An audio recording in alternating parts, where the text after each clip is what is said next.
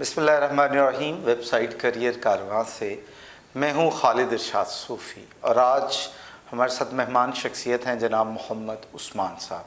मोहम्मद उस्मान साहब नौजवान जर्नलिस्ट हैं और बहुत छोटी उम्र में बहुत सारे अहम पोस्टों में अपने करियर के दौरान रहे। इन दिनों नियो टीवी के हेड हैं। इसके अलावा नियो टीवी का मकबूल आम जो करंट अफेयर का प्रोग्राम है और या मकबूल जान साहब के साथ वो होस्ट भी कर रहे हैं। मोहम्मद उस्मान साहब बहुत शुक्रिया सर। आपका बहुत शुक्रिया खालिद भाई, आपने मदऊ किया। और सबसे जो मुझे अच्छा लगा ना, आपने कहा नौजवान साफ़ी हैं। हाँ। ये सुन के मेरा खून भी बढ़ गया है, हिम्मत भी बढ़ गई है। ये तो वैसे ही एक जो है ना, किसी अब बूढ़ी खातून को भी कहे ना कि आप बहुत नौजवान लग रही, तो वैसे ही खुश हो जाता है। हाँ। आप तो खैर वैसे हैं ही नौजवान, आपकी तरह के नौजवान है माशाल्लाह। आपको देख देख के हमारी भी हिम्मत बनती। शुक्रिया शुक्रिया। तो सच्ची बात है माशाल्लाह, जिन जिन ओहदों पे हैं अभी स्टिल आप एक कौमी लेवल के टीवी के हेड ऑफ डिपार्टमेंट हैं, लीड कर रहे हैं उसको। तो वो एक तसव्वुर तो है, तो भी वो एक बुजुर्गी होनी चाहिए, लेकिन यू आर स्टिल यंग माशाल्लाह। आपका उसने नज़र। अच्छा सर, ये फरमाए मैस्कॉम में मास्टर्स किया आपने, ये कोई शौरी फैसला था, जर्नलिज्म में आना चाहते थे कि बस ये इत्तेफाक या हादसाती तौर पे आ गए? अच्छा, ये ऐसा सवाल है कि मैं हमेशा इस सवाल के जवाब में जो है सच ही बोलता हूँ। एक पहले भी एक छोटे से इंटरव्यू के अंदर मैंने बात की कि मैं अभी नाज़रीन को बताऊँ, मेरा कोई इरादा नहीं था जर्नलिज्म में आने का। अच्छा, ना ही शौक़ था। बिल्कुल ठीक है। उसमें ज़रा हमारे यहाँ सबसे बड़ा मसला यही होता है कि कैरियर प्लानिंग की तरफ जो है ना वो नहीं होती। बाकी बच्चों की तरह शायद मैंने भी एफएससी में इसलिए दाखिला लिया कि मैंने डॉक्टर बनना है जी, बायोलॉजी के साथ एफएससी, और उसके बाद ज़ाहिर है वो नंबर अच्छे नहीं आए तो फिर बीए कर लिया। बीए करके फिर जब यूनिवर्सिटी में दाखिले का मौका आया तो जो मुख्तलिफ डिपार्टमेंट्स के अंदर फॉर्म जमा करवाए जाते हैं तो हर डिपार्टमेंट में कराए, लाइब्रेरी साइंसेज में भी कराए, सोशियोलॉजी में भी कराए, उसमें बाकी और मैथ्स कॉम में करवाए तो यहाँ पे एडमिशन हो गया, बाकी जगह मेरिट नहीं आया। तो उस वजह से करना पड़ा जर्नलिज़्म। और जर्नलिज़्म किया, पढ़ाई की। पढ़ाई के बाद जो है जो इंटर्नशिप वाला जो मामला होता है ना, उसके अंदर मैं वाक़या आपको सुनाऊँ कि मैं जब इंटर्नशिप लेटर लेके नुआइवक गया, ज़रा नुआइवक से एक जज्बाती वाबस्तगी थी। बचपन से हम अपने घर में नुआइवक ही देख रहे थे। तो लेके मैं गया तो नुआइवक के एक एडिटर हुआ करते थे सुबह की शिफ्ट के, भाई कैसर साहब जी, पुराने जर्नलिस्ट है जी हाँ। तो मैंने उनको जाके लेटर दिया। उन्होंने जो है देखा वेखा और उन्होंने कहा बेटा, इंटरव्यू किया, शौक़ है, जैसे आपने कहा कि आपको शौक़ है नहीं है, तो मैंने उनको भी यही कहा कि ये मेरी डिग्री की एक मजबूरी इंटर्नशिप है। उन्होंने कहा फिर भाग जाओ। अच्छा, फिर कोई काम नहीं है, अगर तुम्हें शौक़ नहीं है ना तो फिर तुम्हारा दिल नहीं लगना इसमें। उन्होंने फिक्रा बोला कि उस वक्त मुझे बाद में बड़ी देर बाद उसमें सोचता रहा, उन्होंने कहा कि it is a hobby not a profession. अच्छा, उन्होंने साथ ही एक बात भी कही, उन्होंने कहा यार ये देखो मेरी उम्र कितनी होगी। मैंने कहा जी आपकी उम्र 60+ मुझे लगती है। उन्होंने कहा मुझे कितने साल इस जर्नलिज्म में हो गए हैं। मैंने कहा जी आपको कम अज़ कम भी 30 साल तो हो गए जैसा मुझे लग रहा है आपको देख के। मैंने मुझे 35 साल हो गए।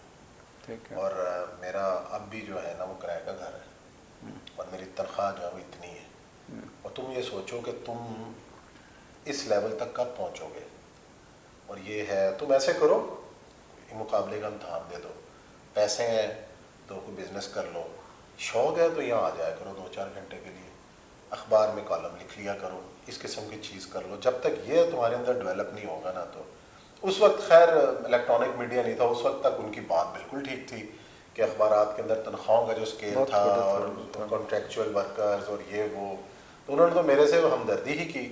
मैंने कहा नहीं सर मुझे सीखना है, और बस सीखना तो फिर मार भी खानी पड़ेगी बहुत। मैंने कहा जी आई एम रेडी। तो उन्होंने कहा कितने बजे फारिग होते हो यूनिवर्सिटी से? मैंने कहा जी मैं 2:30-3 बजे फारिग हो। बस तुमने 3 बजे पूरे यहाँ आ जाया करना।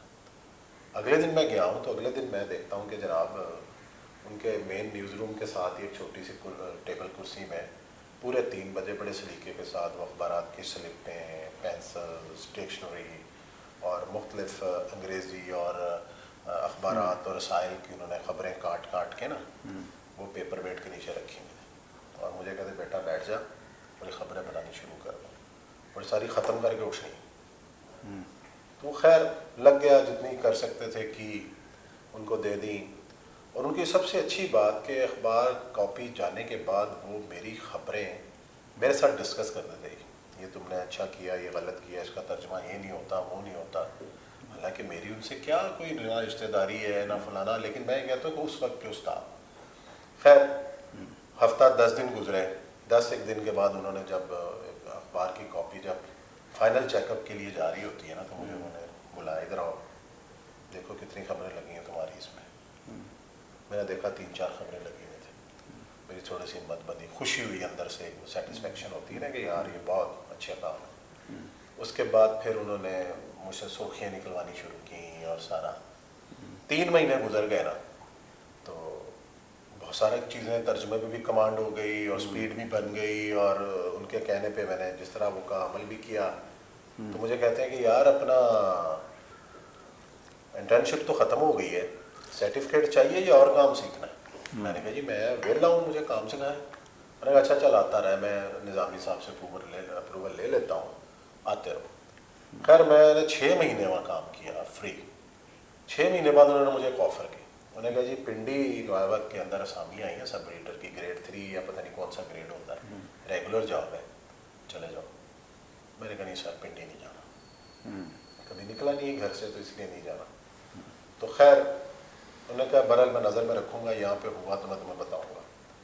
तो ख़बरें में शायद उस वक्त असामियाँ आई, मैंने टेस्ट दिया, सिलेक्शन हो गई, तो ख़बरें चले गए।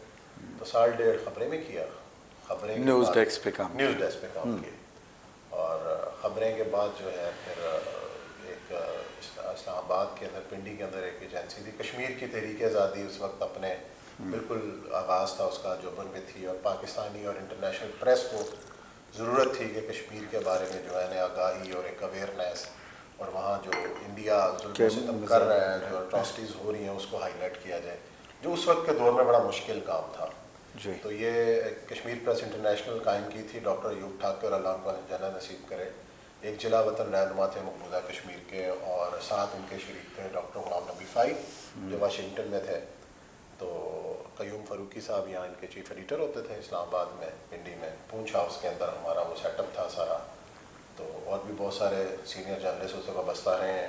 फ़रूक आदिल साहब जैसे मैंने आपको नाम लिया, उसके पहले एडिटर थे, नजमुल हसन आरिफ साहब थे, मैं था, रसूल मलिक साहब थे, इस तरीके से और बहुत से, हारून रशीद साहब आपके जो कॉलमिस्ट हैं, सीनियर तज्ज़ियाकार हैं, ये भी वाबस्ता रहे KPI के साथ। इंग्लिश जर्नलिज़म में बहुत बड़े नाम जो कि हमारे साथ काम करते रहे इंग्लिश मीडिया के लिए।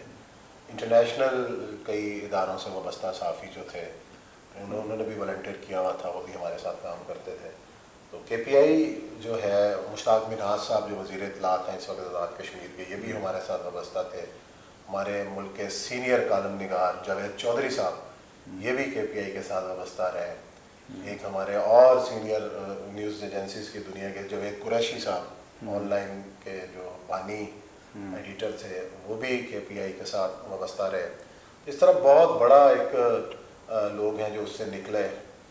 और अब समझते हैं कि आप खुश नसीब थे कि इतने सारे लोगों के साथ, इनके कभी इनके साथ भी काम किया, इनके साथ नहीं भी, कुछ तो हमारे बाद में आए, कुछ के साथ काम करने का मौका मिला, तो मुझे तौर पे बहुत अच्छा एक एक्सपीरियंस था। यहाँ फैसला हो गया था कि आपने अब इसको करियर के तौर पे लेके आगे तो जाहिर है जब मैंने शुरू कर दिया, असल में जो फैसला, वो कहते हैं ना कि शौक जो डेवलप होना, मैं समझता हूँ कि वो क्रेडिट गोज टू वहीद कैसर साहब।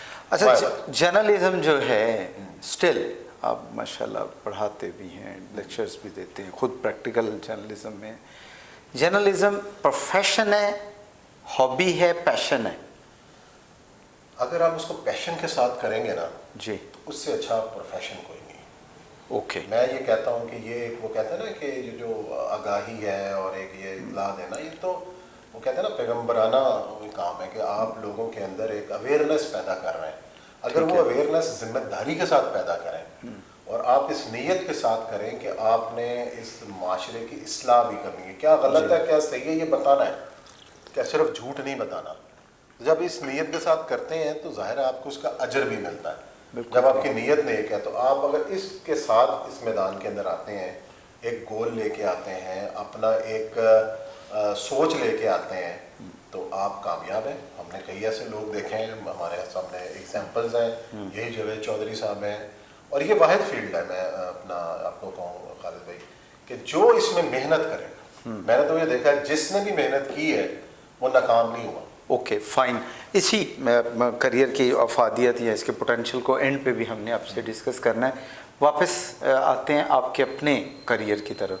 तो वहाँ आपको एक्सपीरियंस हुआ एक इंटरनेशनल न्यूज़ बनाने का, उसकी सुर्खियाँ, एक ख़ास पैटर्न देने का, एजेंडा सेटिंग का। एजेंडा सेटिंग और न्यूज़ सेंस जो मैं समझता हूँ ना, कि एक यूनिवर्सिटी से निकल, यूनिवर्सिटी में भी कोर्सेज के अंदर आपको बताया जाता है, लेकिन आपको असल वास्ता उसी वक्त पड़ता है जब रियल टाइम सिनेरियो आपकी न्यूज़ सेंस डेवलप हुई है। न्यूज़ सेंस डेवलप होती है आप, और न्यूज़ सेंस मैं समझता हूँ कि सबसे ज़रूरी जो चीज़ है ना, वो न्यूज़ सेंस डेवलप करने में आपका तर्जमा करने का जो सलाहियत है ना, जिसको आप कहते हैं कि ट्रांसलेशन क्रीड, उस दौर में कि जो टेलीप्रॉम्प्टर, आजकल के बच्चे तो शायद उस नाम से भी आगाह ना हो जी, क्योंकि बहुत आगे दौर निकल गया। उस दौर में एजेंसियों की तरफ से अंग्रेजी की आती थी, उर्दू अखबारात में APP, PPI और अदर जितनी भी एजेंसीज थी, और वो उसके ज़रिए टेलीप्रॉम्प्टर के ज़रिए आया करता था, और जो एडिटर होता था उसको सॉर्टिंग करके और बाकी लोगों में तकसीम करता, और वो अंग्रेजी में लिखी हुई खबर होती थी, अंग्रेजी में लिखी हुई खबर होती थी, और उसका तर्जुमा करना होता उसका तर्जुमा करना होता था।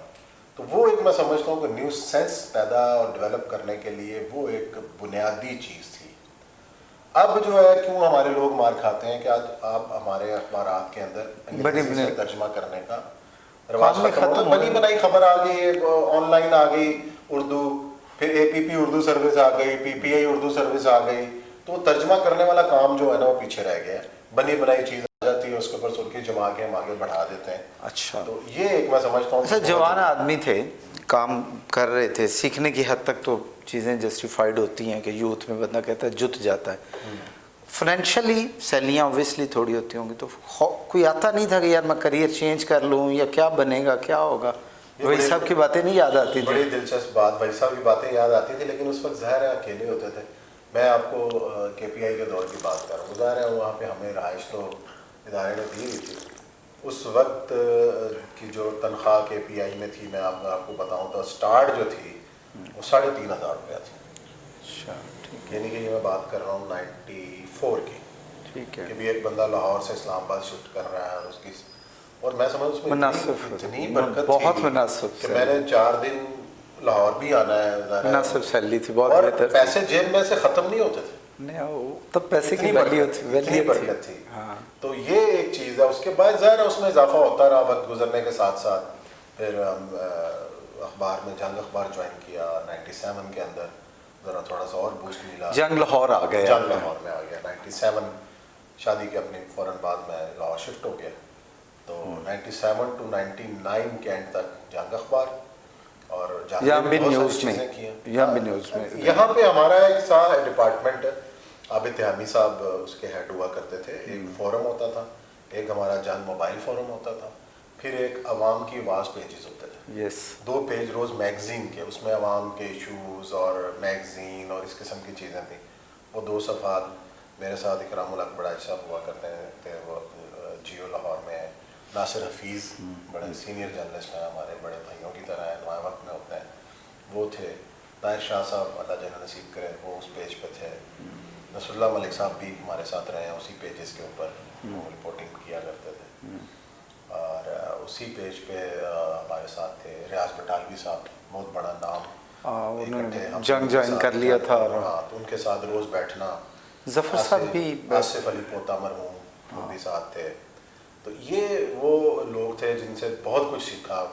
आबिद तिहामी साहब से मैनेजमेंट सीखी कि किस तरीके से टाइम मैनेजमेंट, और उनसे अच्छा मैं समझता हूँ कि मैंने मुंतज़िम जो है ना अखबार का, बहुत कम लोग जानते हैं क्योंकि बेसिकली वो टीचर हैं, लेकिन मैस कॉम के, लेकिन साथ जॉब करते थे। अच्छे मुंतज़िम और लोगों से काम लेना सबसे बड़ी जो स्किल होती है ना, कि आप अपने आप, आज हम खुद मैनेजमेंट में तो हम देखते हैं कि यार मुख्तलिफ लोगों के मुख्तलिफ जो मिजाज और माइंडसेट के लोगों से, और टाइमलाइन और वक्त के ऊपर पूरा करना। ज़रा 2 सफ़े मैगज़ीन के रोज़ाना निकालना, बड़े पेजेस, बड़ा मुश्किल काम होता है 3-4 लोगों की टीम के साथ, और नए नए आइडियाज़। जंग है और बड़े आइडियाज़ पे काम किया। मैं समझता हूँ कि ये सारा कुछ जो है वो तिहामी साहब के साथ काम, और उसके बाद रियाज बटालवी साहब, जो लिखना जो है ना, सीखना, रियाज बटाली साहब की एक बड़ी आदत हुआ करती थी, हालांकि इतने बड़े जर्नलिस्ट, हमारा तो एक ख्वाब होता था कि यार हम इनसे मिलें। फीचर निगारी में बहुत फीचर बड़ा निगारी का तो वो बेताज बादशाह थे। उनकी आदत है, जो चीज़ लिखते थे ना, कोई चीज़ उन्होंने लिखी तो ख़ास तौर पे मुझे भी कुछ कहना है कि नाम से वो एक सफ़ा उनका जुमे को आता था, पूरा पेज वो होता था कि लोग ख़त लिखते थे तो उन ख़त को रीराइट करके ना मसाइल को बड़े अछूते अंदाज में सामने लाते थे, और वो बड़ा एक हिट सिलसिला था, बड़ी डाक आती थी उसमें। तो वो जब वो ख़त लिखते थे ना, तो वो पेज जब तैयार होने से पहले ना, तो अपना मुसद्दा मुझे कहते यार ये देख ज़रा, इसको पढ़ एक बार। मैं पढ़ता था फलाना फलाना, कहते इसमें देख कोई चीज़ मिस तो नहीं है या कोई चीज़ गलत तो नहीं है। तो मैं उसको कई दफ़ा होता था, मैं कहा सर इसमें ये हो जाए ना, तो बड़ा हिम्मत होती जमा करनी पड़ती थी कि यार इनको ये बताऊँ सर इसमें ये कर। लेकिन उनकी बड़ी मोहब्बत होती है, हाँ बिल्कुल ठीक कह रहे हैं, कर दे, खुद ही कर दे। तो ये चीज़ें, एक दफ़ा एक बच्ची थी, वो डॉक्टर के गलत इंजेक्शन की वजह से, मेरा ख्याल पूरे वाला ये साइड का वो वाक़या था, उसके बाप ने ख़त लिखा। तो उसकी ना तस्वीर थी उस ख़त के साथ उस बच्ची की 4-5 साल उम्र थी और इंतहाई क्यूट खूबसूरत बच्ची ना। तो उसके बाप ने ख़त लिखा कि मैं इस बच्ची का लहू किसके हाथ में तलाश करूँ और ये वो मेरे मुझसे इंसाफ किया जाए। तो मैं जनाब कमरे में गया तो बटालवी साहब लिख रहे थे उसमें, तो मैं देखा मैं बार बार अपने आंसू पहुँच गए। मैं पास बैठ गया, मैंने बटालवी साहब खैर है, क्यों आप इतने मसूबा? कहते यार इस बच्चे की तस्वीर हुई, मुझे लगता है मेरी बच्ची है, वो देख के रो। मैंने भी देखा, मैं बड़ा जज्बाती हुआ। अच्छा, उन्होंने ना उसको लिखा और ऐसे अंदाज में लिखा कि मैं इंट्रो पढ़ के मैं खुद रो पड़ा। कहते थी सुर्खी तू कटनी। अच्छा, अब मेरे लिए इतना मुश्किल, मैंने इतना ज़ोरदार इंट्रो और इसकी मैं क्या सुर्खी निकालूं। फिर मेरे एक बहुत जहन में आई तस्वीर देख के, तो नैरा नूर का गाना था, मेरे माथे पे बोसा दो मुझे तितलियों के जुगनुओं के देश जाना, हमें माथे पे बोसा, हमें माथे पे बोसा दो। तो मैंने यही वाली सुर्खी जो है ना, इतनी बड़ी हेडलाइन कि हमें माथे पे बोसा दो, और उसके बाद 3 कॉलम में उस बच्ची की तस्वीर। और जिसने एडिशन पढ़ा रोए बगैर नहीं रह सका। उसमें नोटिस भी हुआ, डॉक्टर के खिलाफ कार्रवाई भी हुई। मतलब ये जो चीज़ें थी कि उस्तादों के साथ सीखना। और अच्छा, यहाँ आपने मैगजीन जर्नलिज्म भी सीख ली है? वो सारा साथ चल रहा था मैगजीन। और अच्छा। फिर जंग के बाद फिर इंसाफ अखबार शुरू हुआ, जिसमें आप भी रहे। तो इंसाफ अखबार का मैं पहला मैगजीन एडिटर, पहली टीम में हम लोग 2 लोग हायर हुए थे, एक मैं और एक मुसला मलिक साहब। तो वो रिपोर्टिंग को देख रहे थे, मैं मैगजीन को देख रहा था। तो उसमें बहुत काम किया मैगजीन के अंदर, माशाल्लाह बहुत अच्छी टीम थी। आज भी वो सारे लोग माशाल्लाह अच्छे इदारों में बैठे हुए हैं, बहुत जल्द जगह इंसाफ ने बनाई थी और बड़ी, बिल्कुल। तो वो एक मैं समझता हूँ कि उसमें जो सबसे अच्छी बात जो थी ना, कि वो एक सारे 7 नौजवान थे जी, और हम कोई जिस दिन मैगजीन बनना होता था ना, पहले 3 दिन आखिरी दिन प्रोडक्शन होती थी, आखिरी 3 दिन तो हम घर नहीं जाते थे। 2-3 ऐसे होता था उस दौर में, कहाँ कुर्सियों पे बैठ के सो रहे हैं और फलाना और ये वाली चीज़ें हैं। क्योंकि हमारा एक जो टाइटल डिज़ाइनर था ना, वो बड़ा नखरेलू था, अभी सुन रहा होगा, इमरान नाम है उनका, बहुत अच्छा और दिमाग वाला डिज़ाइनर था। तो वो कहता था मुझे, मैं रात 12 बजे के बाद काम शुरू करना है, ताकि मुझे सुकून चाहिए था कि मैं सोच सकूँ। जो भी बनाता था तो आउट क्लास बनाता था। याद एक दफ़ा नवाज शरीफ साहब को सज़ा का मामला था, ये 13 साजिश केस में ना, तो हमारे सीनियर एडिटर हुआ करते थे, अल्लाह उनको जन्नत नसीब करे, अब्दुल करीम आबिद साहब। तो चूँकि हम मैगज़ीन के ऊपर ख़ातून की तस्वीर तो लगाते नहीं थे, हमारा कोई पॉलिटिकली थीम्ड टाइटल हुआ करता था मैगज़ीन का। तो होता यह था कि जो मैगज़ीन का पहला सफ़ा साहबज़ादा खुर्शीद गिलानी साहब जो थे, पहले सफ़े पे लिखते थे इस्लामिक। नंबर 2 सफ़ा जो सामने फ्रंट पे होता था, वो अब्दुल करीम आबिद साहब का कोई सियासी तज्ज़िया होता था। होता यह था, मैं उनसे जाकर डिस्कस करता था, आबिद साहब इस हफ्ते क्या आप लिख के देंगे, क्या वो बताओ क्या लिखे हैं। मैंने कहा ये मैंने नवाज शरीफ साहब ने सजा। तो उन्होंने बहुत बड़ा, मैं सॉरी थोड़ी सी कदकलामी होगी कि बहुत बड़ा नाम, मैं अब्दुल करीम आबिद साहब हमारे जर्नलिज्म का बहुत बड़ा नाम, और उनके बेटे सलमान आबिद जो आजकल वो भी बहुत मारूफ सहाफ़ी तज़ियाकार हैं जी। तो मेरी बड़ी अब्दुल करीम आबिद साहब ने लिख के दिया कि नवाज शरीफ और भुट्टो के अंजाम भी एक होगा। कि भुट्टो की तरह क्या इसको भी फांसी हो जाएगी तरह साजिश केस के अंदर ही ऐसा। तो मैं सोचा कि यार इस पर टाइटल क्या हो। मेरे जहन में आया, मैंने कहा यार ऐसे करते हैं कि एक चेहरा बनाते हैं कि वो चेहरा इधर से देखें तो नवाज शरीफ, इधर से देखें तो वो भुट्टो, और सुर्खी आबिद साहब की चलेगी कि तेरह साजिश नवाज शरीफ और भुट्टो के अंजाम भी एक क्वेश्चन मार्क। अब नवाज शरीफ की तो फ्रेंड की तस्वीरें मिल जाती थी, भुट्टो की तस्वीर कहाँ से ली जाए। भुट्टो की जितनी तस्वीरें मिली हैं, अब उस वक्त ज़ाहिर है इतना वो कंप्यूटराइजेशन का दौर नहीं था। लेफ्ट राइट या नीचे देख रहे हैं या थोड़ा ऊपर को देख रहे हैं, मिल नहीं रहे। मैंने जंग की लाइब्रेरी में रेफरेंसेस साहब हुआ करते थे, उनसे रिक्वेस्ट की, तो कोई तस्वीर उस नवाज शरीफ की तस्वीर से मैच नहीं कर रहे थे। मसावात तक गया मैं, मसावात जाके हमने 2-3 घंटे खंगाली, उसकी लाइब्रेरी नहीं मिली। मायूस हो गए, वह बाहर आने लगे ना, तो मसावाट के गेट के ऊपर कोई पोस्टर लगा हुआ था बहुत पुराना, उस भुट्टो की तस्वीर थी। मैंने कहा यार ये साथ इसके मिल रही है। अब वो जनाब उस तरीके से आहिस्ता आहिस्ता करके खुरच के वो जैसे उसकी लेवी सूख नहीं जाती वो पुराना, बड़े तरीके से उसको उखाड़ के उसको स्कैन किया, रात को जनाब वो शक्ल से शक्ल मिलाई और उसको जनाब फिर वो किया। कई महीने के बाद ना मैं किसी तंदूर पर रोटी लेने गया किसी जगह पे, मेरा ख्याल शादबाग का कोई इलाका था, तो मैंने देखा कि वो हमारे मैगजीन का वो पोस्टर उस तंदूर वाले उसने सजाया हुआ ऐसे कुछ लगाया हुआ, बड़ी दिल से खुशी होती है। मैं कह रहा था कि इस तरह की जो मेहनत के टाइटल बनाने के लिए 2-2 दिन लगाते थे और फिर उसके बाद जो चीज़ निकल के आती थी, तो वो चीज़ इस मेहनत का अजर क्या मिला आपको? इस मेहनत का अजर यही है कि आज हम यहाँ जो बैठे हैं, मैं समझता हूँ उन्हीं मेहनतों का कटी खा रहे हैं। ओके, कि मैं वही कहता हूँ ना कि आप अपने अंदर जब तक ये चीज़ पैदा नहीं करेंगे ना कि यार मैंने, you have to do it, कि हमने ये करना है, और हमने बहुत काम किया है, मतलब कि ये इलेक्ट्रॉनिक टाइम देखा। अब इलेक्ट्रॉनिक का आपने पूछा, हाँ, इलेक्ट्रॉनिक मीडिया में स्विच करने का ख्याल कैसे आया, कब हुए? अदराक हो गया था कि अब ये नहीं, मेरा ख्याल है कि इलेक्ट्रॉनिक मीडिया का तो हमें पता भी नहीं था कि ये क्या चीज़ है और क्या चीज़ आने वाली है। मैंने एडमिशन लिया था 2001 में एमफिल के अंदर ना, पंजाब यूनिवर्सिटी। तो उसी दौरान मैं एक पेपर था हमारा, तो मुझे फ़ोन आता है जंग से कि जी मीर इब्राहिम साहब मिलना चाहते हैं आपसे। मैंने कहा कौन मीर इब्राहिम? उन्होंने कहा जी मीर साहब के बेटे हैं। अच्छा।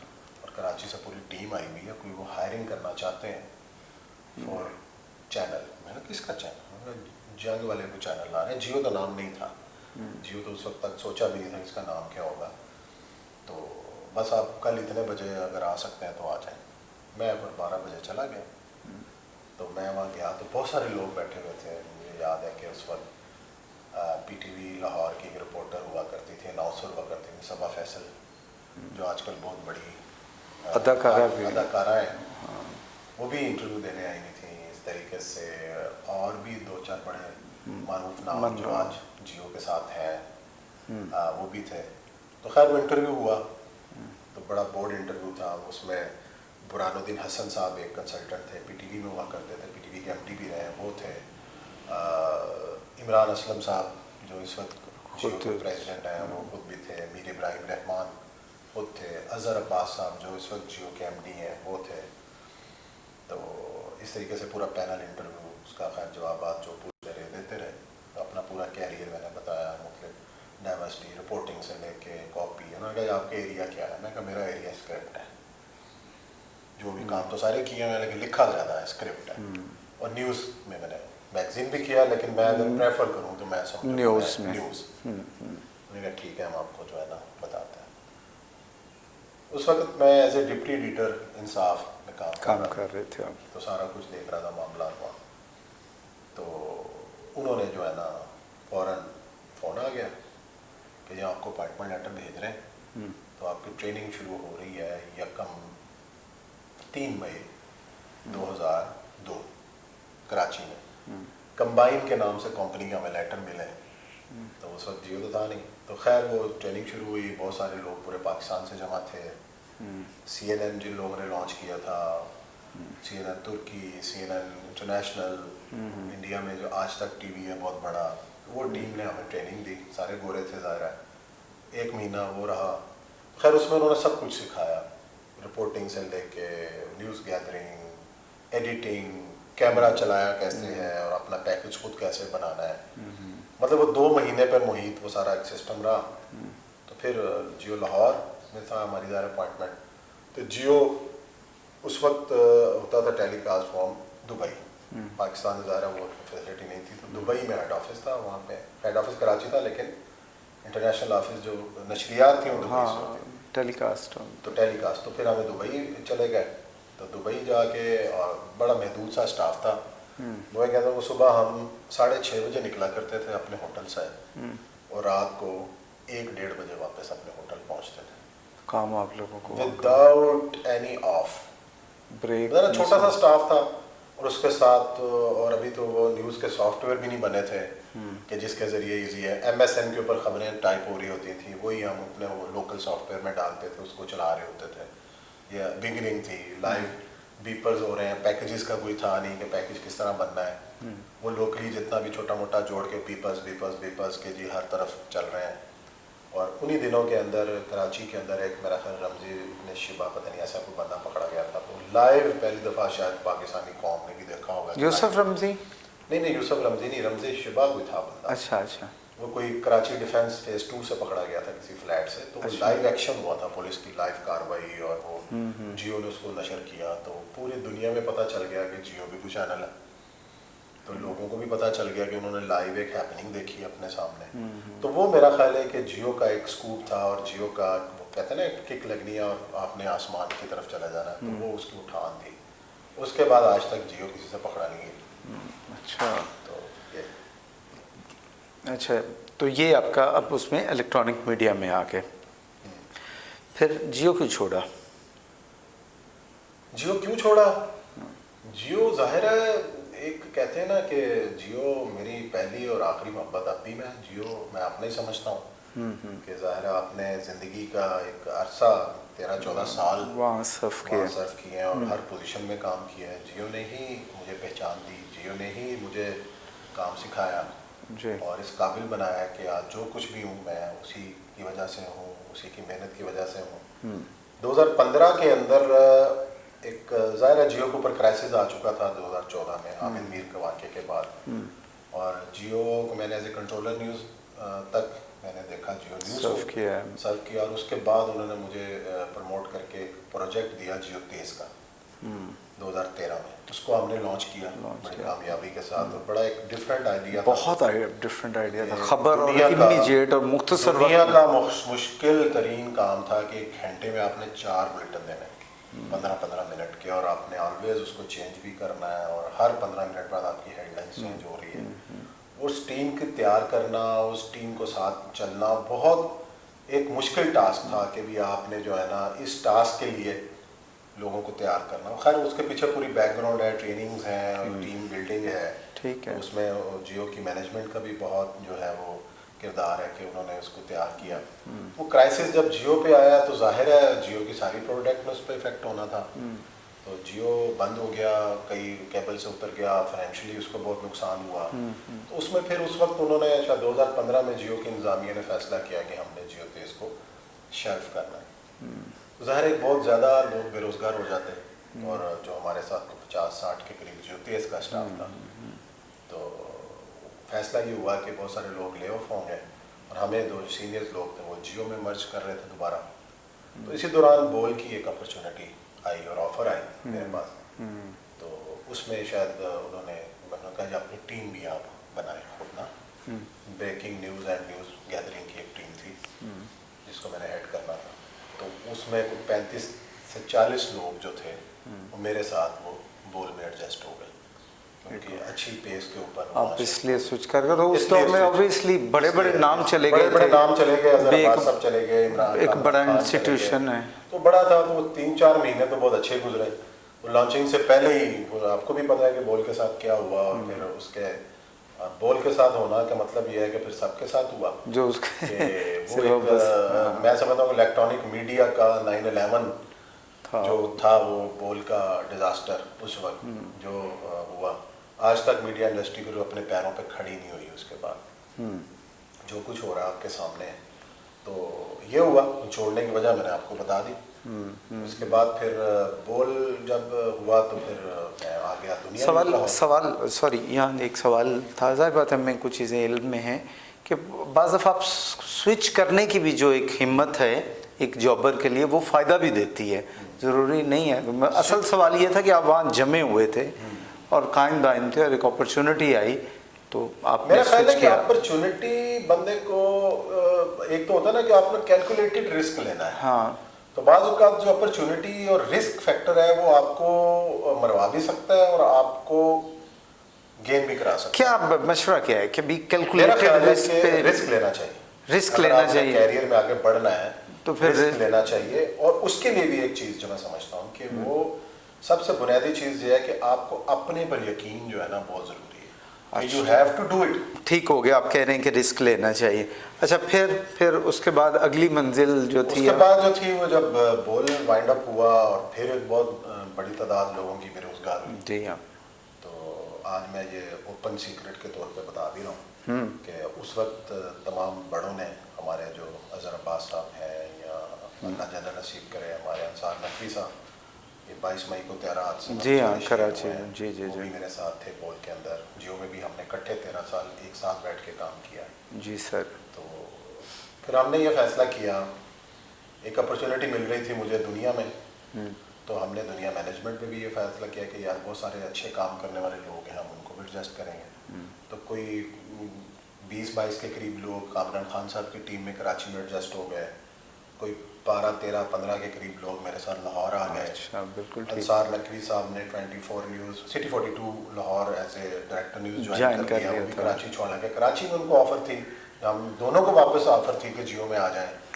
लेकिन हमने अपने लोगों के लिए ये फैसला किया कि यार हमारी जिनके वजह से साथ कोई एडजस्ट होते हैं, वो सारे तो नहीं लेकिन अगर बहुत सारे लोग एडजस्ट हो जाएं तो बेहतर है कि बेहतर है। तो बहुत सारे लोग 24 और 42 के अंदर एडजस्ट हुए, उनके साथ आए।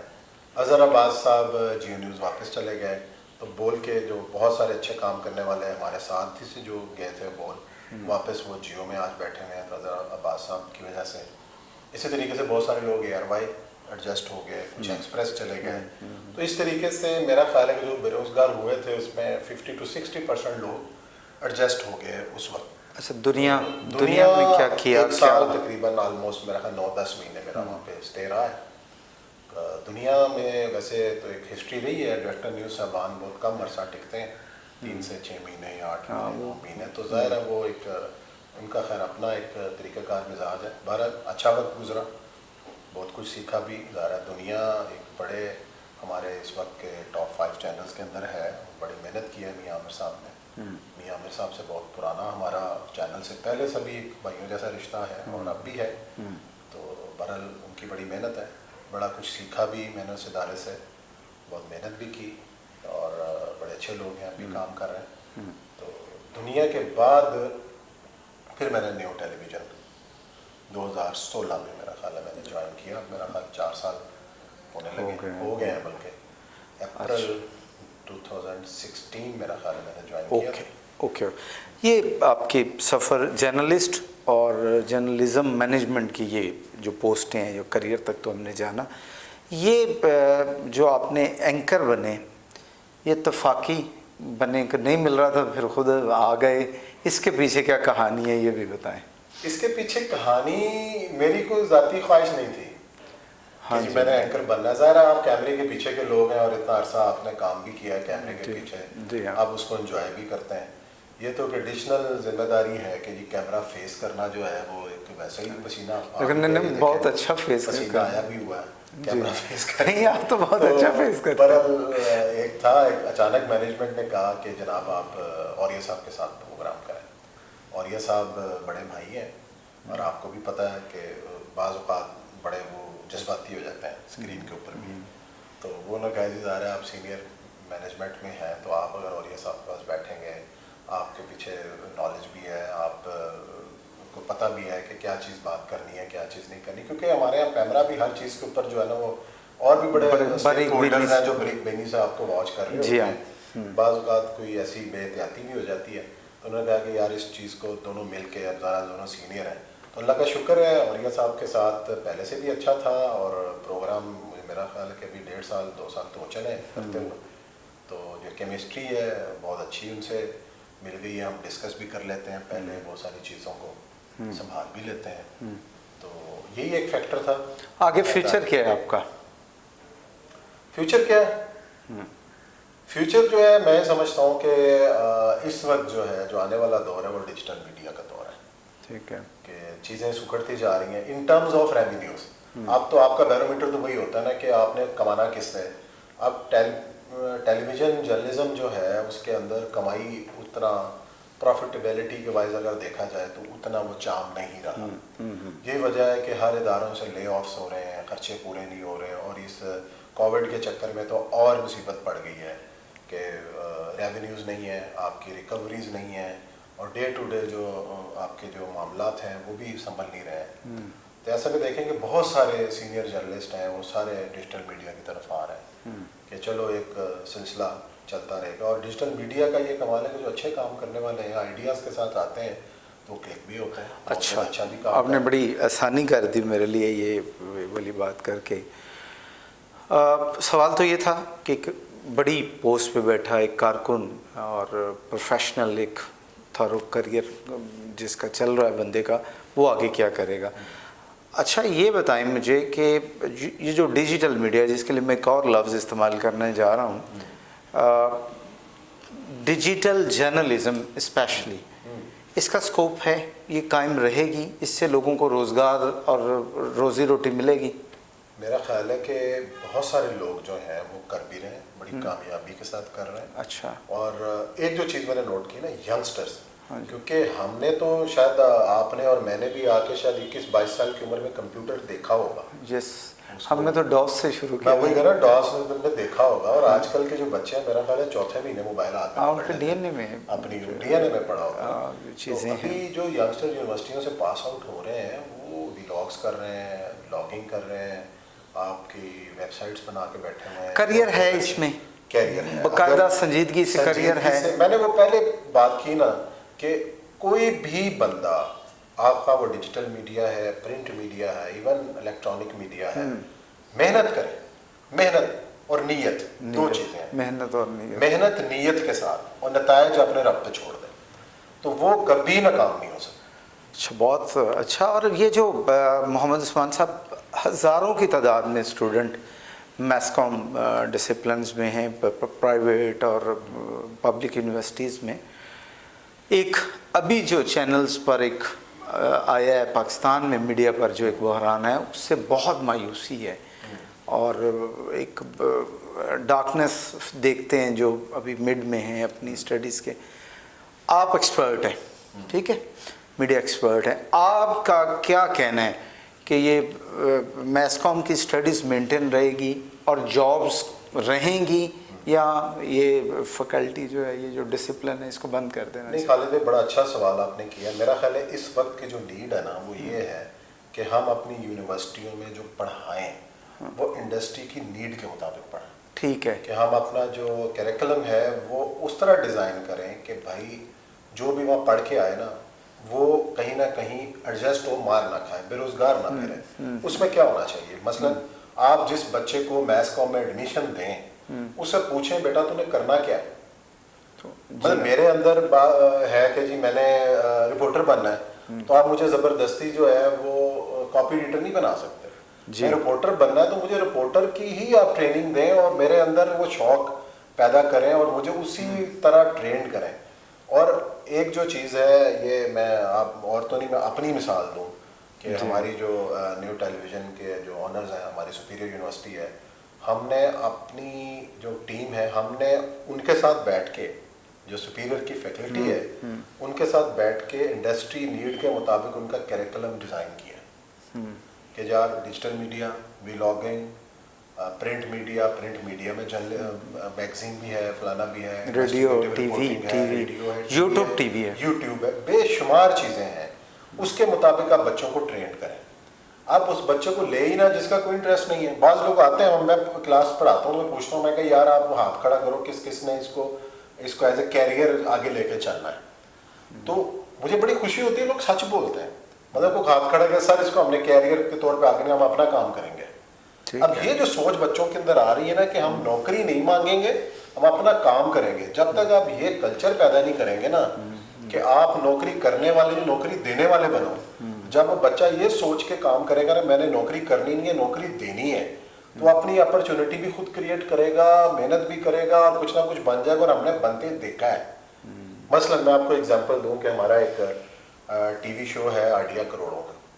सुपीरियर यूनिवर्सिटी के ही बच्चे आर्टिफिशियल इंटेलिजेंस के, उन्होंने एक रोबोट व्हील चेयर बनाई जो आँख की हरकत से वो चलती है। वो माजूर अफराद के लिए बनाई जो हिल नहीं सकते, वो आँख से ज़रिए वो जैसे भी उसको मूव करें। उन्होंने अपना उस प्रोग्राम के अंदर आइडिया पिच किया।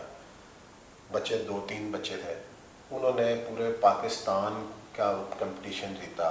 उनको हमारे बहुत सारे लोगों ने स्पॉन्सर किया जो बड़े सरमायादार हैं। आज माशाल्लाह उनकी अपनी कंपनी है, उनके को 150 करीब एम्प्लॉइज हैं विद इन 3 ईयर माशाल्लाह। तो मैं समझता हूँ ना कि जब आप मेहनत करें, आप हिम्मत करें, नीयत के साथ काम करें, नई आइडिया के साथ आए, इवन मैस्कॉम में भी आएंगे, मैस्कॉम में भी आएंगे तो रोटी भी मिलेगी, रिज़्क मिलेगा, बिल्कुल मिलेगा, बिल्कुल मिलेगा। फिक्रमंदी वाली बात वही है। मैं अब इतना बड़ा फ्लॉ है, खला है कि आपका इन्वेस्टिगेटिव जर्नलिज्म जो है, हाँ जी, आपकी फीचर पैकेजिंग जो है, फीचर कहाँ है? आज अखबार के अंदर फीचर नजर आया, आज आप अच्छा फीचर करें, कोई क्यों नहीं छापेगा?